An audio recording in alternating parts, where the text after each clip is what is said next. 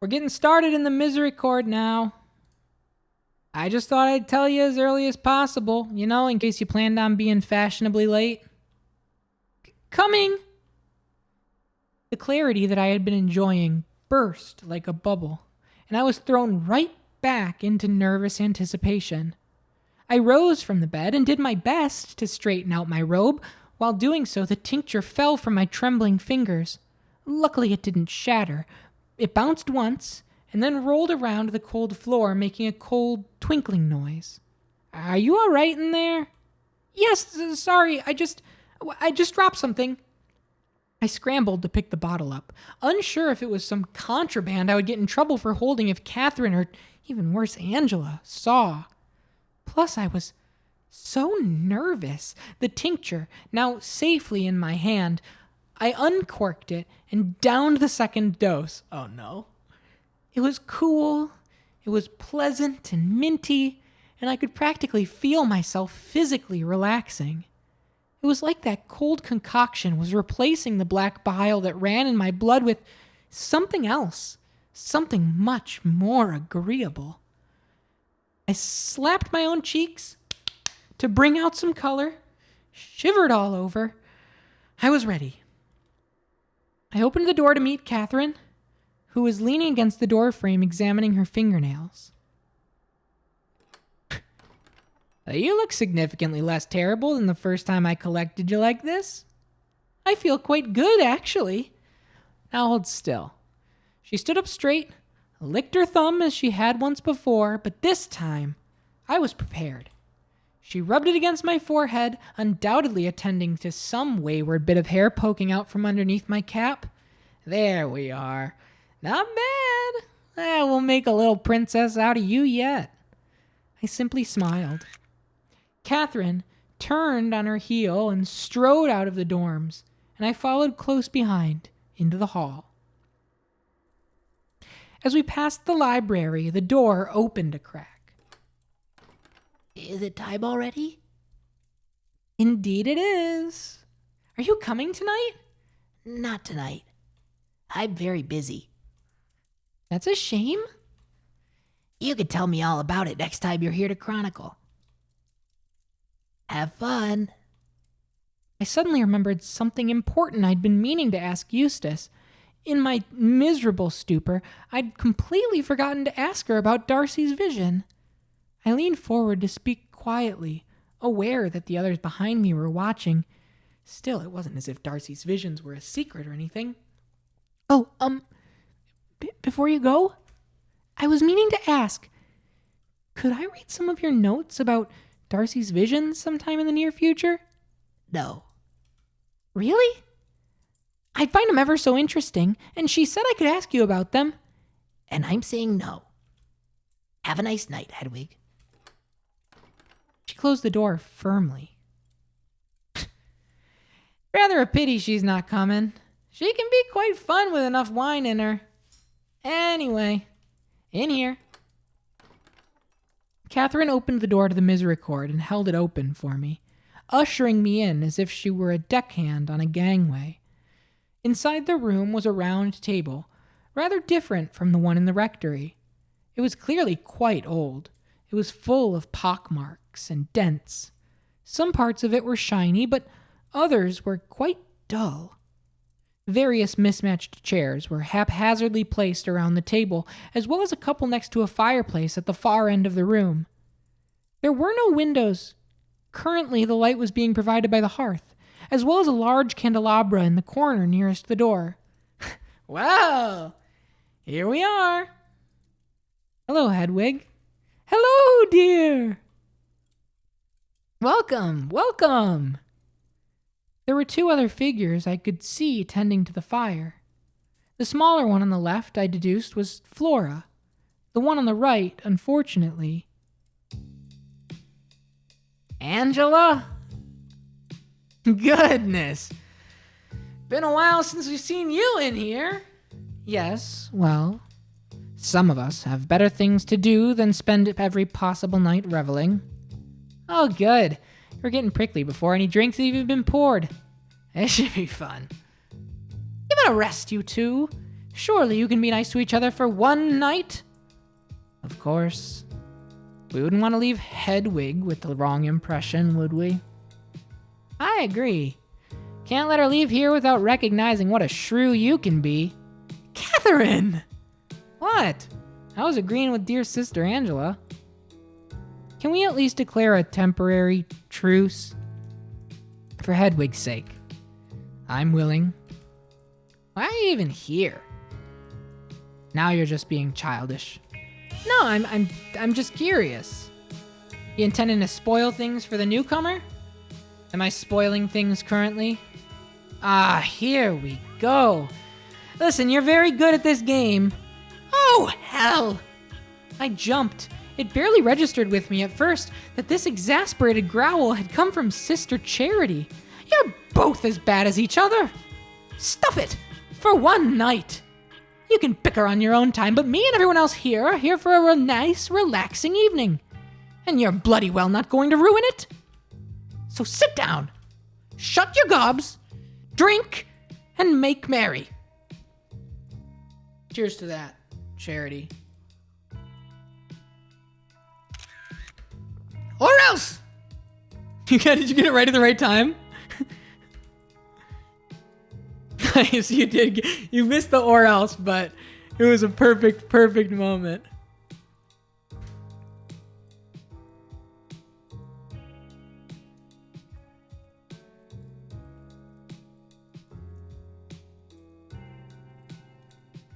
It's lovely to see you here, Hedwig.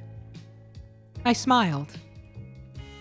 I wasn't as rattled as I probably should have been.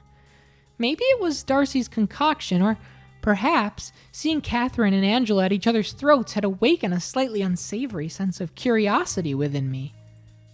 I'm happy to be here. That's good. This'll be fun. Right, Catherine? That's right.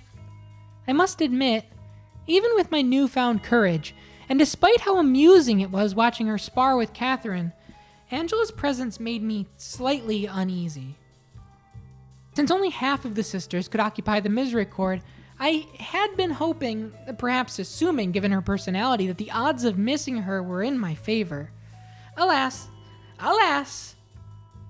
Marta and I brought some of the good wine earlier, and I believe Darcy's cooking something especially for the meal.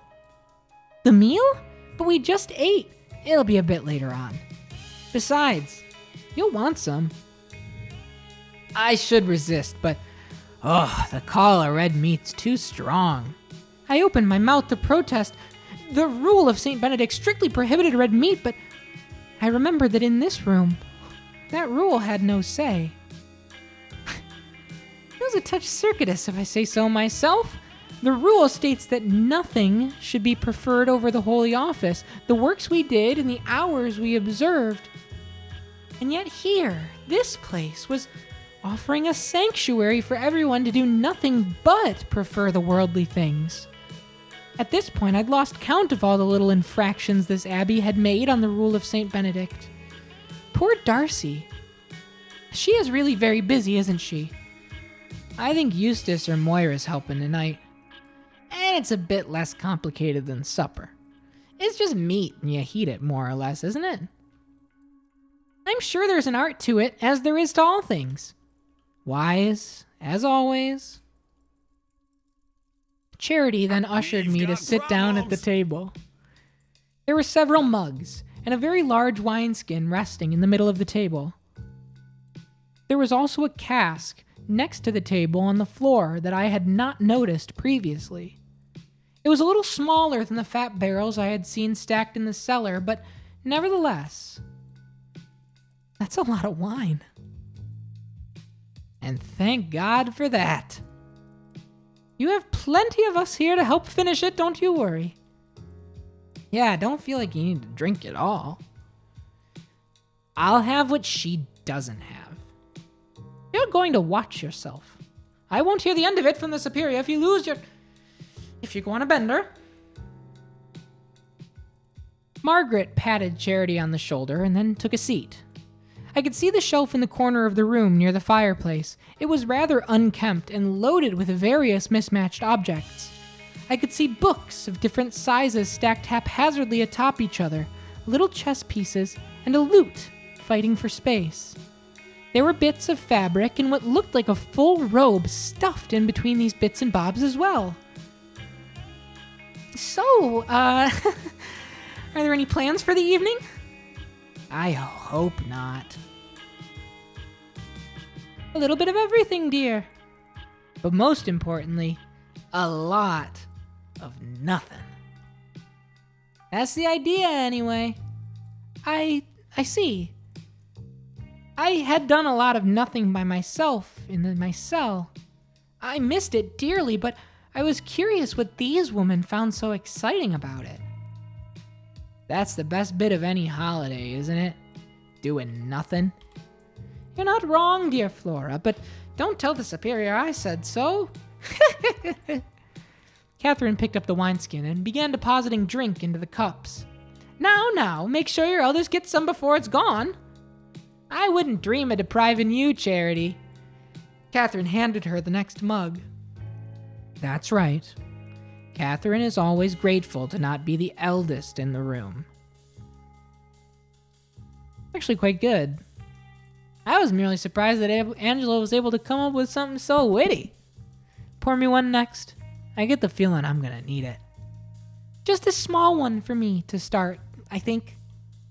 Nonsense. She handed me a full mug. So are you going in strict order of age? She must be.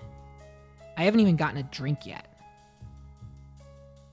Hedwig's younger than I am, so no. Bold of you to admit. It's not as biting the second time. Charity got hers first because she's our beloved and respected elder. Margaret got second since she asked so nicely. And Hedwig was next because she's a new guest and would have been second if Margaret hadn't requested so forcefully. Sorry, Hedwig. No offense taken. Next, I don't know. Adela, there you are. I very graciously will go last as I am pouring the drinks, which leaves Flora and Angela, which, let's see. I'll give Flora hers first to prove once and for all that I'm not discriminating against her youth. I only hope that Angela will accept this decision and not see it as a slight against her. I assure her there is no such ulterior... Can you just give me the fucking wine? Language! She finished pouring the drinks and passed them to Flora and Angela, neither of whom looked particularly amused. Margaret was thoroughly enjoying herself, though. Thank you. Indeed. Now, Hedwig, tell us what you think of the wine. It's a fair bit nicer than the stuff we typically have throughout the day. It has real flavor. I took a tentative sip and was surprised to find that I recognizes the taste instantly. Oh, I've had this before, actually. How? Oh dear. I couldn't say, actually, but I'm sure someone must have brought it to me with a meal at some point. Perhaps Christmas? Oh, yeah. Sounds like something Catherine II might do. She knew her wines, that one. She knew more about it than most here do, yeah. Are you and Marta still fighting about the sherry? I came here to do a job. I have nothing against Sister Marta, but I wish she would let me do it. I know, I can't do anything about that, though. Adela huffed and nodded, sipping her drink. This is good. Not as good as I could help make, but it is very good. What's different about sherry, Sister Adela? Don't get her started. Well, it's a better fermentation process. The end product is always sweeter. That's hard to believe given what I tasted. I mean, I do believe you. It's just, well, you know. It should not be tasted halfway through being made.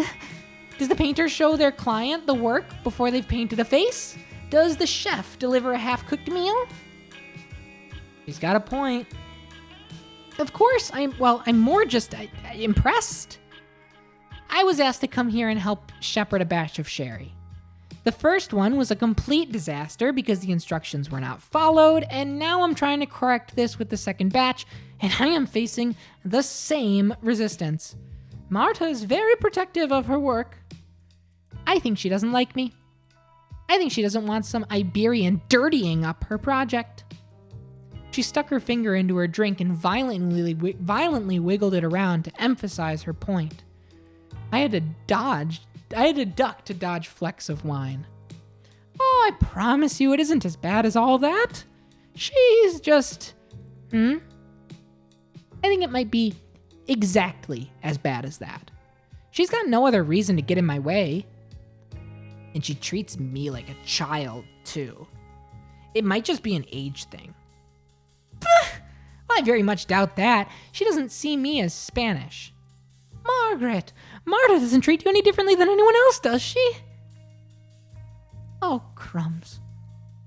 No, it's fine. It's just that if I say no, that might not actually indicate what you're hoping it does. Charity looked as if she were trying to decode a particularly difficult puzzle. Margaret smiled, perhaps humorlessly, and sipped her drink. You seen any more ghosts, Hedwig? Ghosts? Oh, no, I haven't. I feel like ghost talk around here has dropped significantly recently. Hedwig's goat-hating swordsman excluded, of course. Thank goodness for that. It's all rubbish. Oh, I don't know about that. You don't get to be my age without seeing a few queer things here and there. I've seen some ghosts. There's at least one on this floor alone, I reckon. Yes! I've heard them too. It's a shame Darcy isn't here. She always has plenty to say on this subject. Well, you can ask her when she brings the beef. Perhaps out in the hall where the rest of us won't be subject to such nonsense. I seem to recall somebody asking for an escort to the privy at night, just in case she encountered something. That's just common wisdom. That has nothing to do with spirits, or fairies, or any such fantasy. There are bears, or strange men. Bears? Yes. Bears. There are bears around here? No. Absolutely not. Not that I've ever seen. I've seen a bear up close once, but that was before I ended up here. I have too. They're very cute, but they're quite dangerous. At any rate, there are no bears anywhere near here. They don't live in England, or Scotland, or Ireland. I cannot believe I am being treated like a fool for worrying about bears, whilst you are all entertaining the notion of ghosts wandering our halls. Well, if they don't live here, not naturally, of course, but kings and nobles and other rich men, well, they keep them for sport. They import them for Bohemia. So, you think that some nobleman is gonna sick a bear on you while you're on your way to the toilet? You're trying far too hard to make me sound hysterical. Bears are strong and crafty creatures. One could easily slip loose and escape into the woods. It only takes two to proliferate. You cannot tell me this hasn't happened. There was nothing but silence for a moment. Then suddenly, everyone erupted with laughter. Bears! Oh my god, proliferating! Watch out! And they cannot stand women pissing at night. Go up! You must admit, Angela, it sounds a bit ridiculous. Far-fetched at the least. It's nonsense. Angela, I am surprised. I had no idea you were worried about this. Well, I apologize for not wanting to risk being torn in half by a vicious beast or violated by some murderous cur at night. After all, only half of these things have happened here, so why worry about either?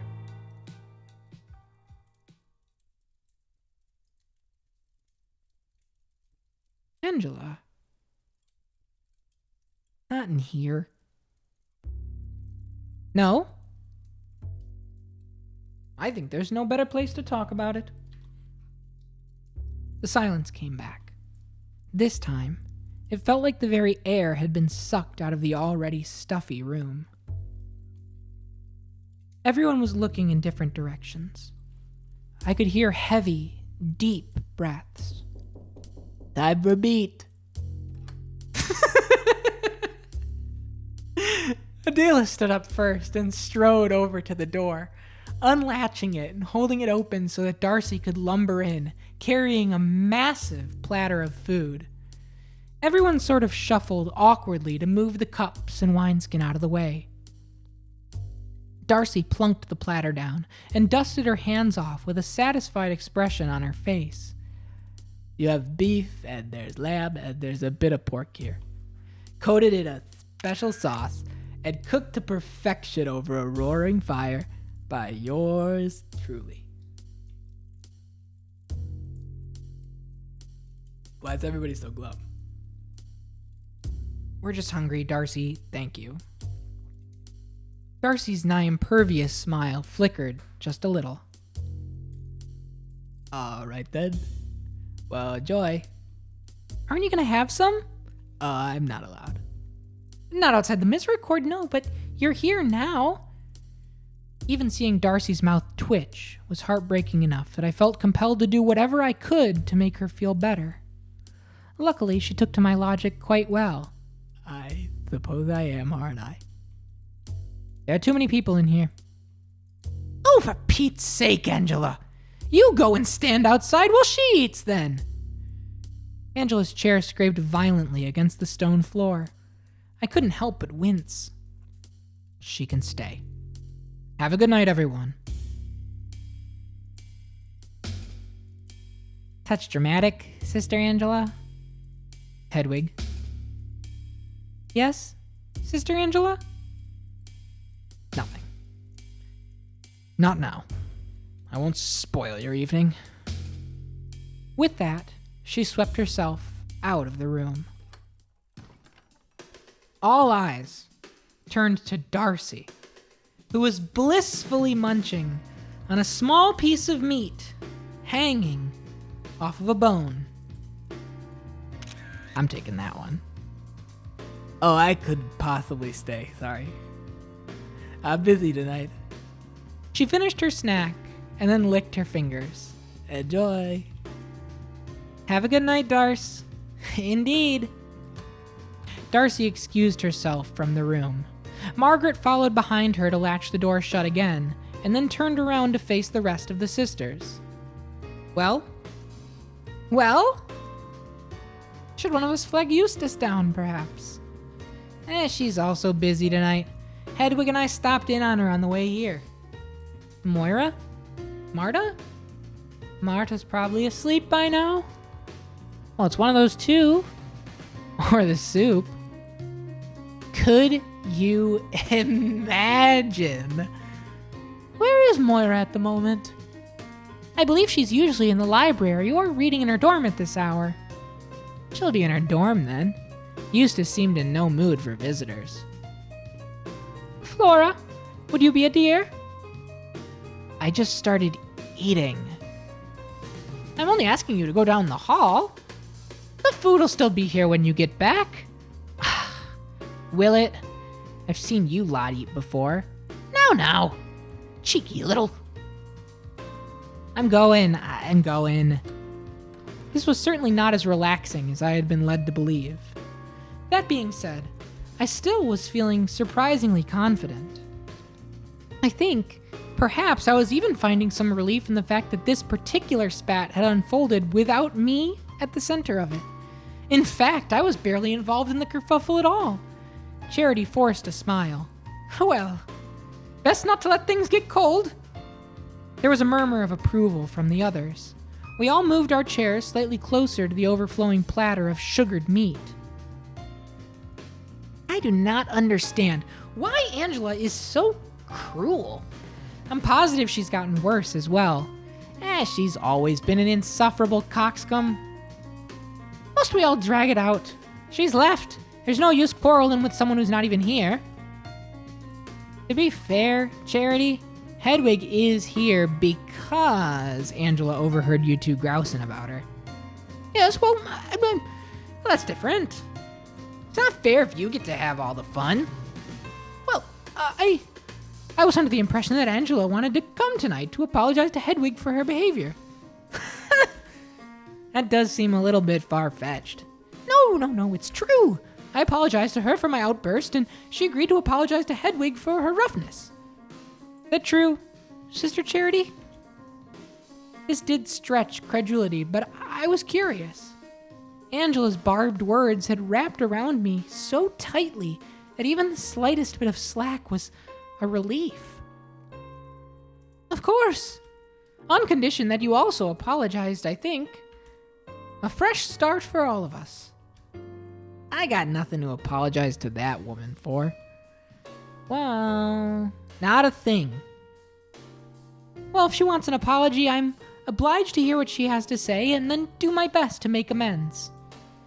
Catherine's upper lip curled harder than I'd ever seen it curve before.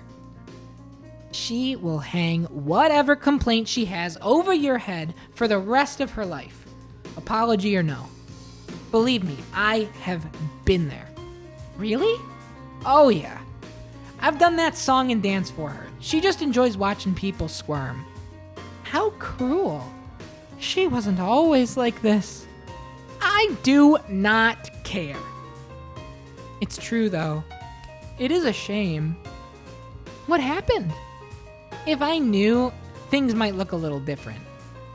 It has certainly gotten worse since Catherine II passed on. And that's true for all of us.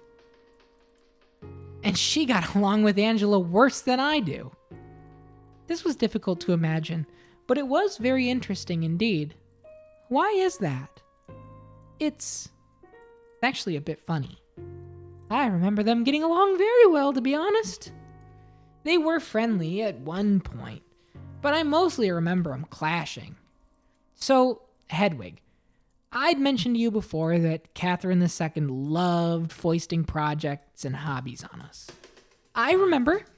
Well, for a while, it was... Should we even say this? For a while, it was bawdy literature. Bawdy... what? Fableau, as it were. You mean love poems? Romantic writing? No, well, perhaps. Have you really never read any? I'm afraid I had nothing quite so ribald in my cell. They can certainly be romantic, although I think they're more concerned with the fruits of romance. A particular part of the romance. The intercourse. The fucking. I nearly choked on the bit of lamb I was eating. You were all reading that sort of thing in here? Oh dear. Our wheels are coming off. It's really quite common for monks to write this sort of thing. It helps to ease tensions, I suppose. And Catherine II thought, why not us? It might be a healthy exercise. For what purpose? For the fun of it? Purely for the thrill. God knows we're not allowed to have any fun here. Well, that's not true. Not that kind. Hedwig, deariest, it really is not that strange. After a few more weeks here, you'll probably realize just how little there is to do. It was something new, and it was entertaining, and the girls were interested in it. I understand, but... Latin. Yeah, Latin. We studied the little bit of the Bible here and there, actually. Sorry, I don't see how writing, well, that sort of thing is appropriate for women of our station. The sisters all looked at each other with slightly concerned expressions. The confidence I had brought into the room with me was rapidly draining. I felt like I had accidentally cast myself as an outsider to be scorned once again. Well, we endeavored to keep most of it in here. It is the Misericorde after all. We're eating red meat. Well, the rule of St. Benedict might wane in here, but this sounds like purely biblical instructions being broken. Hedwig, the gentlest and the most pious monk I ever had the pleasure of working with, years and years and years ago now. Well, he used to write beer recipes in the margins of his Bibles. And I remember meeting him for the very first time, delivering food to a village that had come down with the plague. He told me the most outrageous jokes I had ever heard in my life, and I could hardly walk from laughing, all the while risking ourselves to help the diseased and dying. Do we deserve hell for a few bawdy japes? Well, this was not an argument worth having. It depends on the jokes, I think. Everyone else laughed. I was stunned by Catherine's ability to say the exact words that I wanted to say, but with the exact opposite meaning. Tell us one. Yeah, go on. Well, all right. As long as Hedwig's quite all right with it. I smiled meaninglessly. I felt like a bear, showing off my teeth. Oh, please, don't hold back on my account. Trial by fire for our dear Hedwig. Very well, here it is. He told me about a nun he had worked with before who had been a midwife, much like myself. Before she joined her convent, she had been assisting her lady with a particularly tough birth. The poor thing just could not get out. The midwife took a long look between the lady's legs, and the lady said, "Oh, what if it comes out of the other hole?" I forget which road me husband took. The others erupted in raucous laughter. Catherine was practically doubled over. I don't get it. Think about it. What do roads have to do with it? Well, babies. They typically come out of the dead, you know. Yeah, well, that much I know, thank you. I actually wasn't sure you would, so that's a relief. Is that in the Bible? I'm capable of a fair amount of deduction on my own. I may have spent a long time in a cell, but I'm not a complete fool. That's fair. So you know a rough outline of how it all works? Yeah. Well, there you go then. All the pieces are right there, within your grasp. So, oh no. She got there. How does it, why? Does that work? No, and that's the joke. So the joke is that her husband was quite stupid? And, well, that's very possible, but it's not the thrust of it, no. Think harder, Sister Hedwig. I was recused by the sound of the door swinging open. Bounder. Hello, everyone. You lot ate all that while I was gone?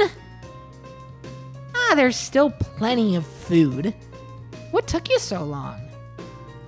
I couldn't find her. Sorry for giving you the runaround. I ran into Dorothy and was chatting with her, and then I went for a walk in the garden. Could Angela not make it? She got her fill of the attention she wanted. Let's not get back into it. Nah, hey, I could talk about it all night. That's the problem. Fair enough. Well, now that we're back up to fighting strength, what do? Should we play a game? I would love to play some chess. Later, I'm not feeling particularly strategic yet. She reached for the wineskin and poured herself a generous refill. I'll get there, I'm sure. Well, since Angela isn't here to complain about him any longer, how about some ghost stories? You'll like that, Hedwig. Right. While navigating through my personal doldrums for the past few days, I'd completely forgotten what my reputation among the sisters currently was.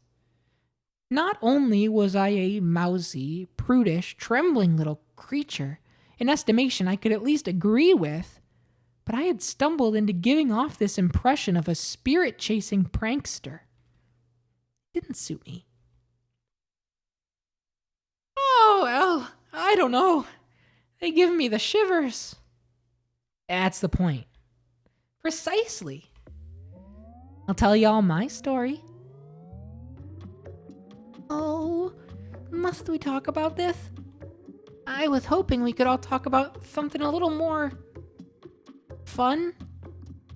Oh, but this is fun. Oh dear. It was just this summer that I decided to take in some fresh air atop the Abbey wall. I wandered through the halls I was not familiar with, trying to find the stairs. All alone in this mysterious portion of the Abbey, I found the door I was looking for. When I saw the tail end of another's robe in front of me, I pursued the unknown figure, but when I emerged into the light of day, there wasn't a soul to be seen.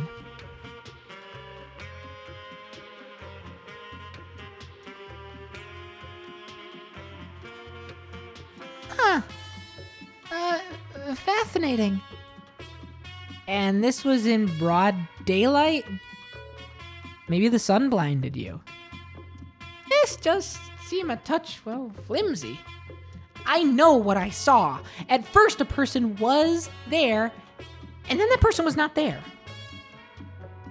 That's a terrible ghost story. Oh, is it? Then perhaps you would like to share a better one. Sure. I've got one. I saw someone outside the Superior's window late at night. That's all, I guess. There was no one else in the room. Just a creepy figure in the bushes. Does that really count as a story? It absolutely does not. No panache whatsoever. Oh. And I forgot to mention that they had horns. And these really scary glowing eyes.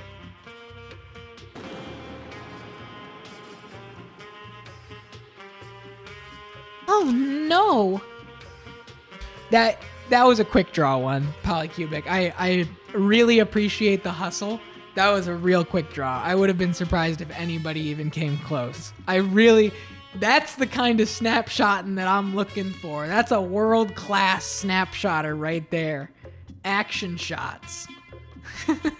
That's the work of an action photographer. You know, the only one that matters is the one that you get. That's a little scarier. Maybe build a little suspense first, though. Whatever. I think adding those details just makes the story more unbelievable. Why were you in the Superior's office at night, Flora? Yeah. Hey, speaking about unbelievable details, that door locks tight.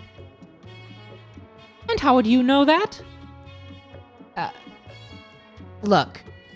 She took my charcoal away because I was scribbling with it during service. Okay? Enough. Let me weave you all a tale of true terror. Look out, everyone. She's gonna tell us how old she really is. Flora, be nice. Some of us were saving that exact joke for whenever Charity spoke up. No. I'm not too proud to be honest about my age. I'm 65 and quite happy with my station. Of course. Well, I can always wait until Marta tries to tell a ghost story. We got a rough estimation for her, at least.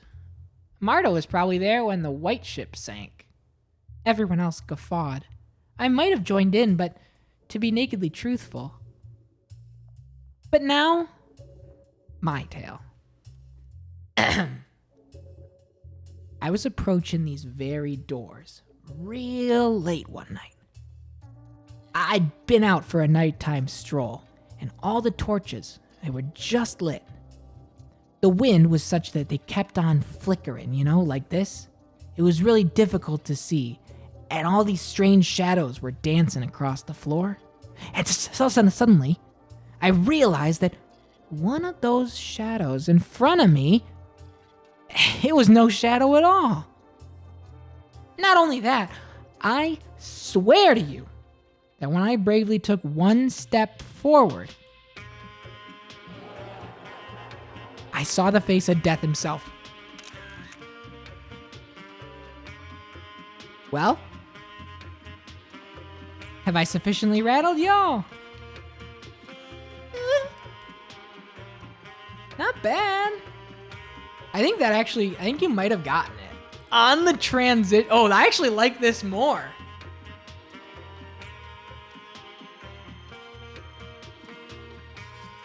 It looks sick. It looks like mid-story. Yeah, that's awesome. Great work. Not bad. Masterful, Sister Catherine. I cannot even pretend otherwise. When was this, Catherine? Oh, I don't know the exact date. Month? Maybe 2 months ago. That might have been me. What? It's impossible. No, I do seem to remember running into you in the hall late one night, and the torches were flickering in the wind just like that. If that's true, why didn't you even say hello? I tried, but you had already run away. Well, fancy that.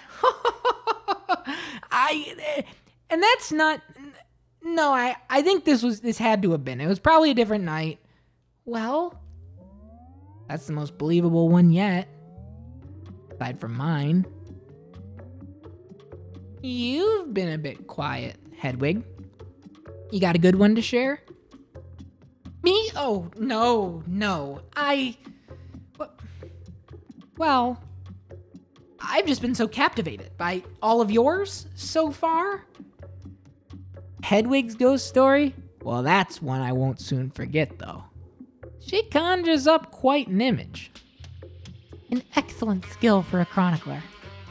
Too right. It's nothing really. I hoped none of them had read any of my actual decidedly sparse writing yet. Well, if Hedwig's passing, Margaret? Hedwig's heard mine. I was helping clean up the kitchen one evening. Darcy'd finish up, but there was a pot that I wanted to give another good scouring before putting away. So there I was, all alone in the workshop, when I heard a strange sound. The light had started to fade, and I hadn't thought to bring a candle. The fading light of dusk through the window was all I had. I crept towards where I thought I had heard the sound, and saw a pair of eyes. Not only that, there was another creature present as well. One with a terrible visage. All I could make out was this hideous maw and some truly evil eyes. I hightailed it out of there, I have to confess. Goodness. Well, that is an upsetting story. In the kitchen? Oh, crumbs. I frowned. Margaret had told me a variation of this story in the chapel. It seemed to be gathering some embellishments for this larger audience. And what do you think you saw? Well, if I had to hazard a guess, perhaps 2 demons having a meeting of some sort? A meeting? What about? I don't know.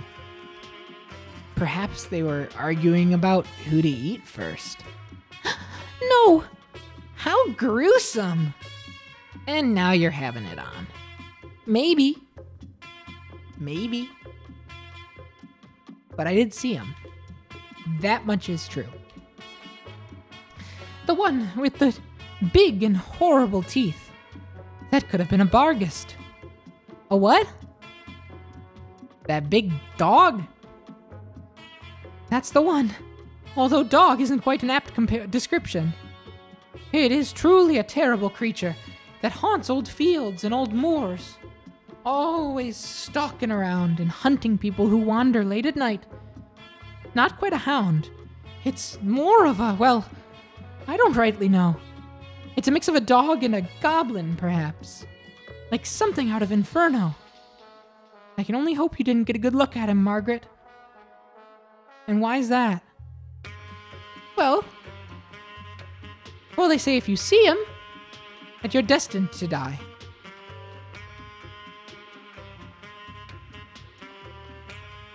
Well, I'm not worried. No? And why's that? Because I made it all up, you daft old bat.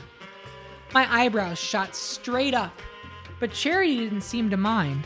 The whole room erupted with cackling. Oh, the cheek on you lot! That counts as your ghost story, I take it? Course it does. It was very effective. My goodness. I suppose that means it's Moira's turn. Oh, really? Well, I'd have to think.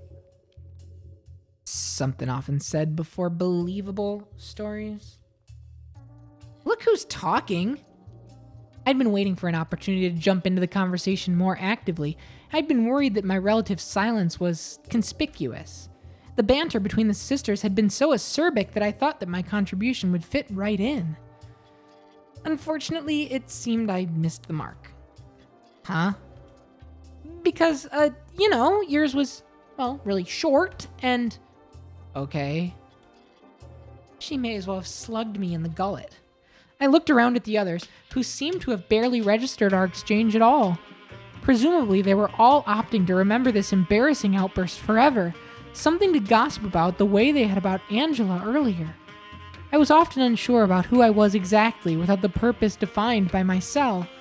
As an anchoress, I knew exactly what I was meant to do and where I fit into the world. Removed from the cell, I was utterly blind. I tried new attitudes, and I mimicked behaviors to find something that fit me, but all I could hope to amount to was being someone else's private joke. I do have a good story to tell, actually, and I think it might count. Do tell. Well, one night, I was walking past the cloister, and a little bit of gravel worked its way into my shoe. Terrifying. Let the woman finish, Flora. It's no problem. I stopped to fish the little rock out of my shoe. I leaned against the wall, and when I looked down, I realized that there were some odd footprints along the path. Odd how? Well, they weren't human footprints. They were small and pointed. Pointed? Yes, like hooves. Anyway, the footprints continued away from the cloister. I made to follow them, but then I saw a strange figure hunched in the doorway. He turned around, and his eyes, they flashed in the moonlight. I was scared witless, and I ran all the way up to the stairs to my room. Creepy. How strange. Darcy does occasionally bring the sheep up to the cloister to cut the grass short, though. There was only one set of footprints, though. Maybe they walk single file. Maybe. Well, yeah, that's probably it. Don't let the little gremlin get to you, Moira. It was a fine story. I know it wasn't, very gripping, but, how delightfully frightful that was. Everyone raised their cups. I followed suit, although I couldn't keep up with the others when they proceeded to chug the contents of their drinks. Hear, hear. Catherine, would you mind topping me up? We continued to eat, chat, and drink for a long while. The food was delicious. The wine did a decent job of making me feel warm and pleasant enough to set any worries about my conversational skills aside, too. What was starting to worry me, however, was the matter of how to approach Catherine about James the stable boy without raising any suspicions. I would quite like to play a game. No, thank you. You cheat anyway. Hedwig, I forget. Do you know how to play? Oh, against my better judgment, I gambled. I've been learning. Now that you mention it, the superior's been teaching me. Oh, has she now? Lucky you. Well, I think it's a way of acclimating me to things outside of the cell. Everyone here talks about chess so much. More than likely, it's her mea culpa for dragging you out of there. I tried to remain calm, but I was gripping my seat so hard I could hear my fingers pop. No, it was my decision to leave. Oh. I just felt it was the right thing to do. The superior had explained to me that the Abbey was in desperate need of a chronicler and that this would be much quicker than sending word around the whole country. So, deep down, you always wanted out of that horrible little cell. It wasn't horrible. I had to correct myself immediately. I had to stick to my story. But yes, I suppose I did. I understand that to most people, lying comes easy. People do it and stay out of trouble, or they do it to make themselves look stronger, or wiser, or more interesting to each other. It is a sin, but such is the way of this wicked world. But you must understand that when I was an anchoress, I told a single lie. Here in the Misericorde, committed to the superior's conspiracy, every falsehood felt like I was spitting a burr out of my mouth. You were quite a mess when I first saw you in there. Well, I wasn't dressing for an audience then, was I? Everyone chuckled. I was quickly learning that making people laugh was the fastest way to steer them away from topics that I didn't want to talk about. Yeah, your frock's still a little bit big, but for you, I have to say, I think it looks nice. She looks cozy all the time. So, Hedwig, chess? Go on, then. Adela beamed at me and got up to retrieve the chessboard in pieces from the shelf. The still ample platter of meat was pushed to the side of the table to make space. One of the wineskins came dangerously close to falling to the floor before Catherine caught it. Oh, that'd be a waste. Too right. Top me up.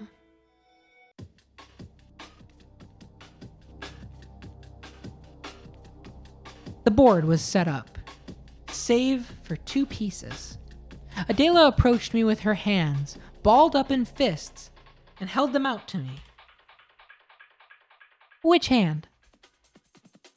Why not just let her go first? Give her the white pieces. She's new here and she's our guest to boot. Nonsense. This is part of the game. Let's see. Your right hand. Adela opened up her right hand to reveal a black pawn nestled in her palm. Black it is. Oh, unlucky. Not at all. Someone must strike first, but that's not necessarily an advantage. When Kerboga struck first at Antioch, he still tasted defeat. Yeah, of course. How could any of us forget Kerboga? Kalam al-Dalwa Kerboga rode to Antioch with his men after hearing of a Christian siege. Wait, so the Christians didn't go first then? I think we're dividing very specific battles up into individual chess games here. The crux of the matter is that Sister Hedwig will suffer no disadvantage going second. Needless to say, Adela trounced me. I felt confident for a move or two, but it became clear quite quickly that I was out of my depth. I don't know if it's absolutely an advantage in chess. don't think so. I don't think white necessarily has an advantage in the situation. I don't know. I've never thought of it. It seems, I kind of side with Adela here. It kind of seems advantageous, but it allows, especially for a newer player, not having to be quite as proactive. Like, they made the first move, and so you can have the first bit of strategy. You know what I mean? It doesn't really, it's all the same. I like chess quite a bit. Well, I think that was not bad for a beginner. You got her in, 20 moves? Better than I would expect from a player who only learned what chess is about a week or so ago. It's a good point. Hedwig, walk me through your strategy. Well, I don't really know, to tell you the truth. I was mostly just reacting to your moves. That's so? Well, that explain it. Really now? If you're only reacting to me, it's no wonder I won. That would follow, I suppose. I'm setting the pace the whole game. Eventually, you must make your own move. You must force me to react to you. So we just act and react, back and forth, until somebody wins? I believe that is the game. Yep. Catherine? Yes, Hedwig. Because we're not competing to see who can make the single best decision, chess is not just competing to see who can survive the most moves, but to see whose strategy can adapt and overcome everything your opponent throws at you. Two souls locked in a complicated and deadly dance. Pure romance.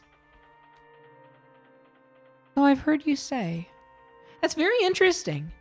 Thank you. Hedwig, would you mind if I played around? Watching you has got me in the mood to play. Oh, yeah, of course. A fine idea. Rotating chairs. Who can stay in the victor's seat the longest? I can guess. You are welcome to challenge me as well, Sister Flora, if you feel you deserve to dethrone me. Flora rolled her eyes as I got up to offer my seat to Moira. Yeah, I'm just speaking about like playing chess with your friends here, right? I think in like me, if I was to pull out a chessboard and play chess against anybody in chat right now, I don't think black or white would matter. Once you get into like Grandmaster and shit, I'm sure that it has direct advantages, and that's why you play sets instead of individual games, but maybe it doesn't matter. I mean, I don't know. Does ELO change differently on chess.com if you lose as black versus losing as white? Is there more of a drop if you lose as white because you're supposed to have a like inherent advantage? I don't know. I've never played Go. I'd love to play Go sometime. I never have. I've played Parcheesi. My son challenged my dad to chess just now and won. Nice. I think Grandpa let him win because the dining room seat hurt his back. Fair enough.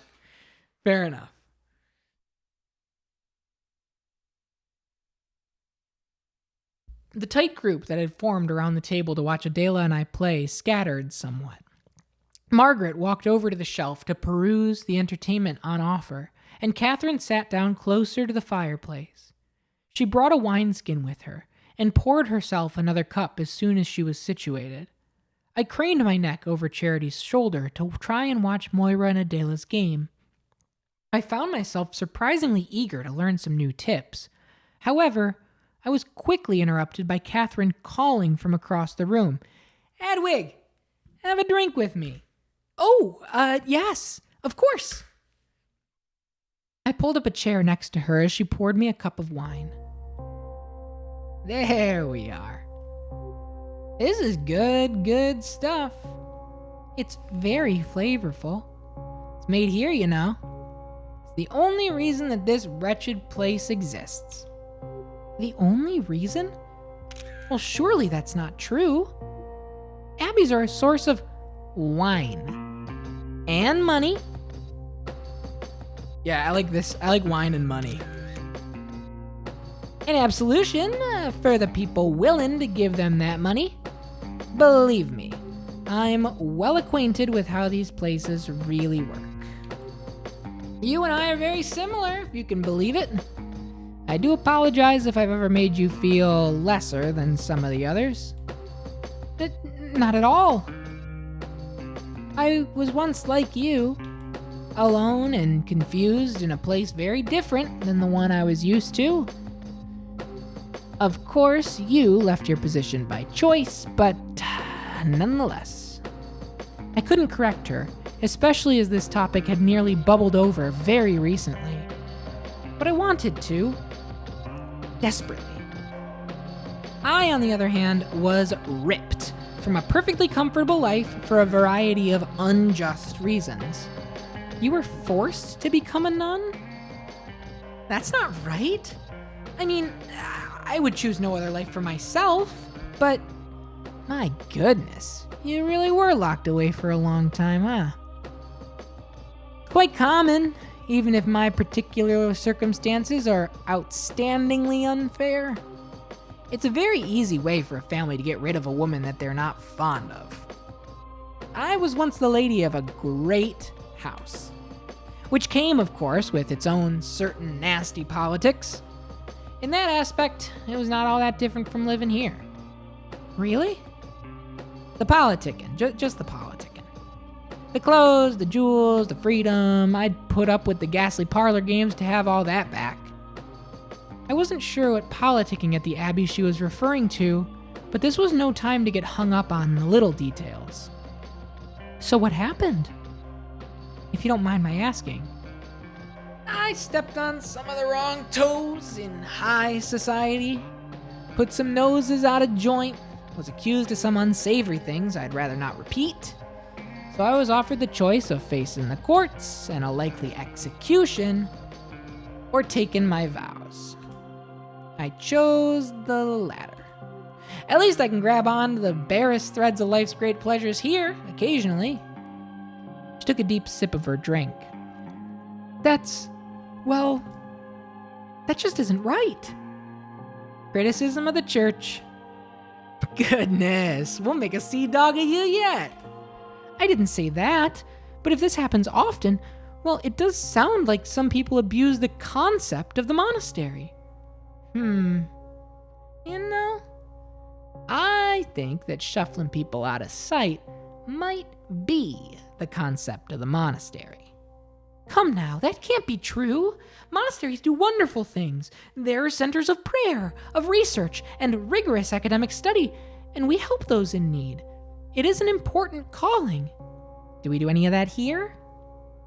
How many people in need do we help? All the way up on this hill.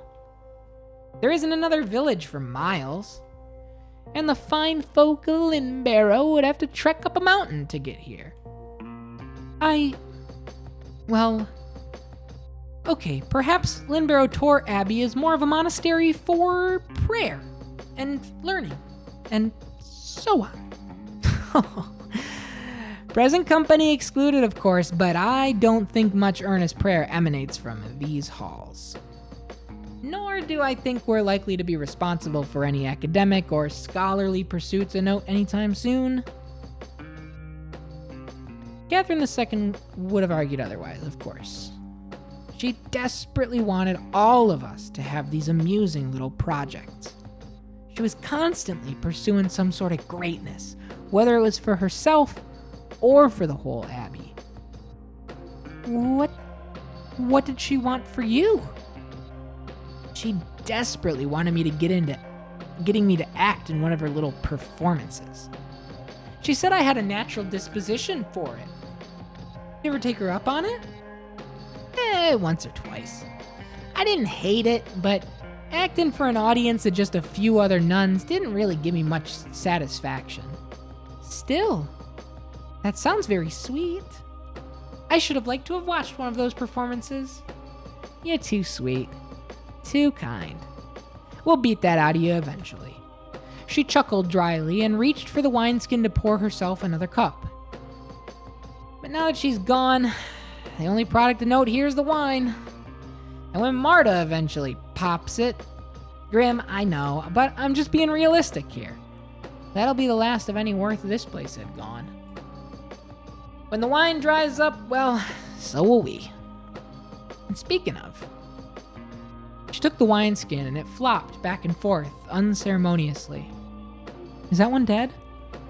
Goodness, you made me jump. Sorry, I was just coming over to see if you wanted another. Oh, you are positively angelic. Margaret grinned ever so slightly and began pouring out a much fuller-looking wineskin than the deflated lump Catherine was holding. I noticed that Catherine was beginning to look a little rosy in the cheeks. I felt dastardly even considering this, but if there was ever a time to ask her about James... Wonderful. You know, this reminds me. We haven't had a proper wake for Unbelievable! Flora was holding the platter of meat and staggering on one leg. She looked surprised that she had managed to catch the food at all. Chess pieces had clattered to the floor all around the pair of players. Adela looked furious. Moira, however, was clearly trying her hardest not to laugh out loud. Catherine, Margaret, and I all hurried over to see what all the fuss was about. I'm sorry, Adela, but it's true. What on earth did you do? She used underhanded tactics to try and eke out a pathetic victory. Oh, come now. I was just playing normally. And how's that? She was taking every piece possible, whether it was logical to do so or not. No. Here we go. Not another argument about bloody maiden's chess again. I wasn't trying to do anything malicious. I just captured a lot of pieces, I suppose. You captured every time it was even remotely possible, even if it was not strategically important. Violence for the sake of violence. Total barbarism. Passionless and ugly brutality. Was it really every time it was possible? Yes, and do not pretend otherwise. Oh dear. Hand on heart, I promise I was not playing by Maiden's rules on purpose. I was just, eager. Eager? Eager to prove myself. You're very good at chess. I thought that being aggressive would be my best strategy. That could hardly be called a strategy. You and Hedwig, you played just the same. Well, there is one small difference. I won. Raucous laughter went up from all of the sisters, all except Adela, who looked like she might need to be physically restrained from leaping onto Moira like one of the bears Angela was so worried about. I demand a rematch. A rematch where we understand we are playing the same game by the same rules. The rules of real chess, not this oafish perversion. If it'll make you happy.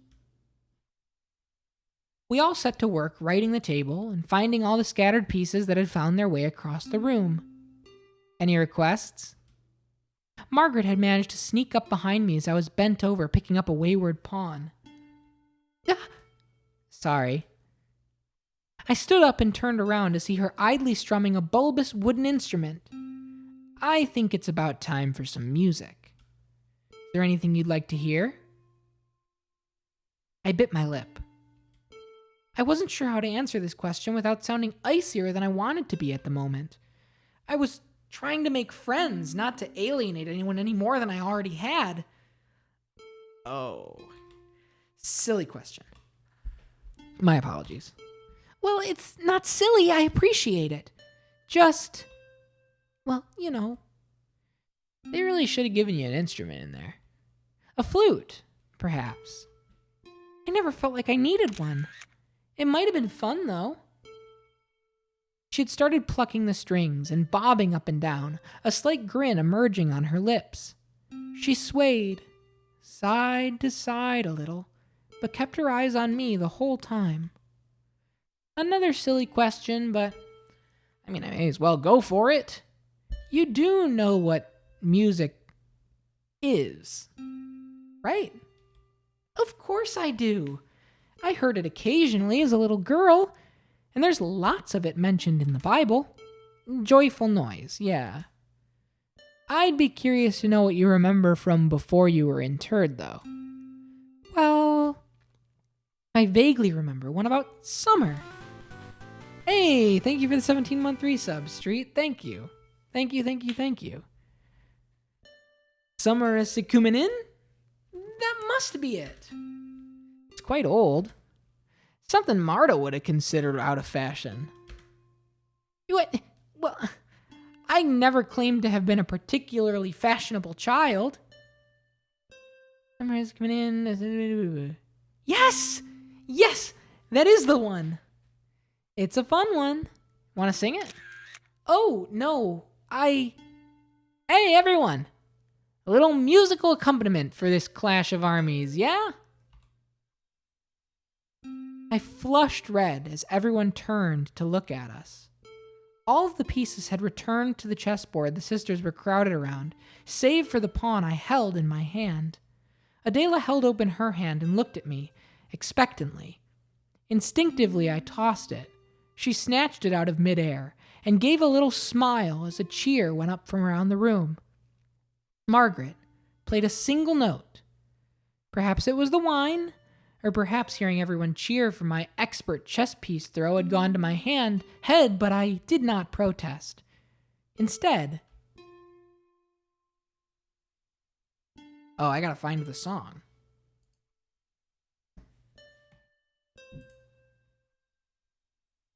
Hang on.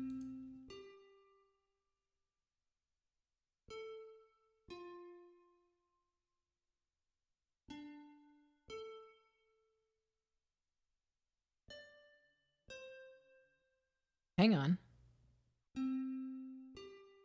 Got to. Unless they do it. Right? I guess we should find out. Despite my initial bravery, I could feel myself turning redder and redder. However, once Margaret chimed in, the rest of the room did too. Yeah, hang on.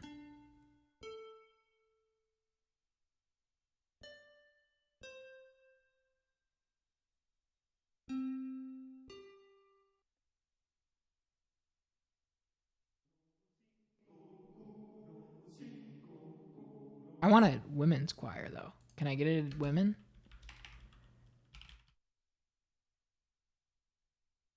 I don't know if I'm going to be able to find it. Oh, here we go. Duo.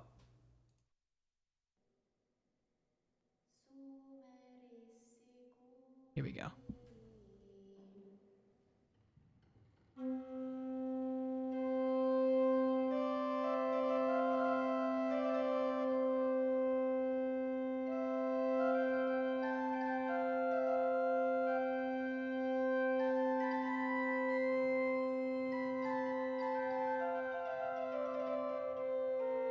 In short order, nearly everyone was singing along as Moira and Adela began their second game.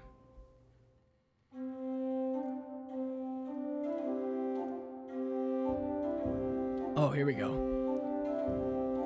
I want to hear the song.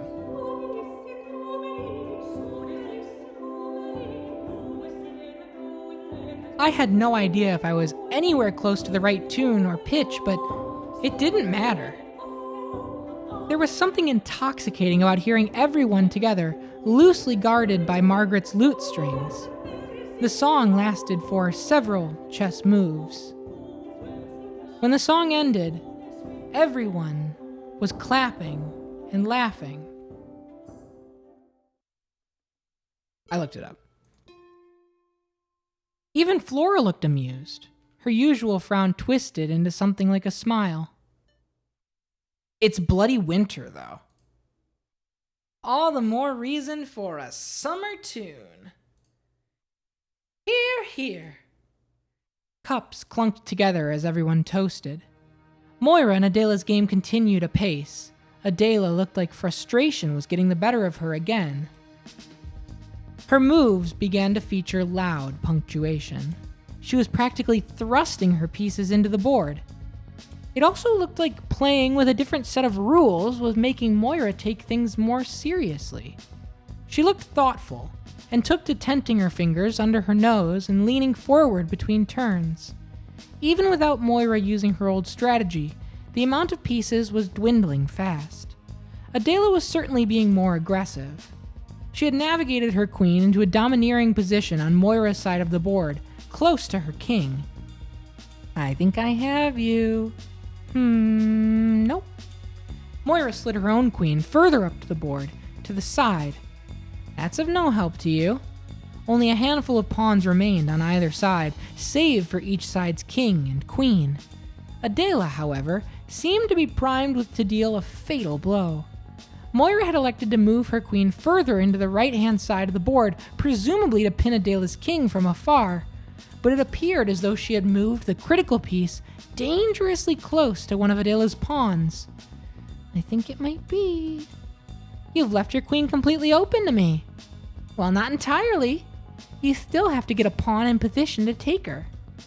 Which I shall do. She slid the pawn next to Moira's queen with dramatic confidence. Are you even playing anymore? Perhaps I've bored you. No, I don't know how to put this. You can't take my queen. What do you mean? Of course I can. No, I don't think so.